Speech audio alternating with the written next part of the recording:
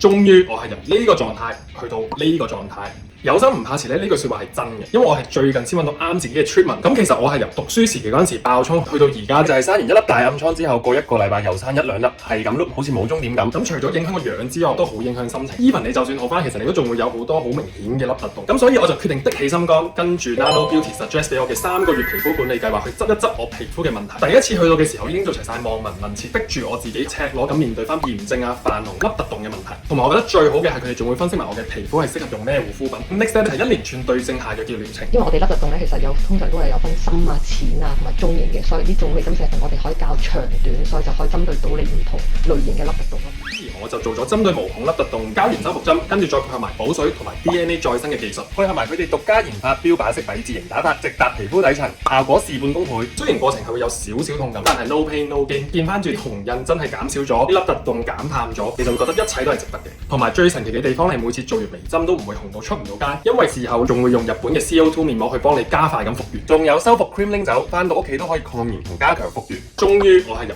呢個狀態去到呢個狀態，前後對比翻真係明顯地減少咗個泛紅同埋凹凸洞嘅問題。最貼心嘅係一個 plan 你就可以揀最多6款唔同嘅 treatment，唔需要逐樣買同埋做死同一個療程，多管齊下先至真係可以做到一個 customize 俾自己嘅皮膚管理計劃。而家做到3個月，keep 住生暗瘡嘅話，去到而家都真係冇再生暗瘡，所以真係有心唔怕遲，最緊要揾到一個啱自己嘅皮膚管理計劃。咁如果大家係有興趣知多啲嘅話，就喺留言度話想知，咁我就會 send 佢哋嘅資料同埋一個獨家優惠俾你。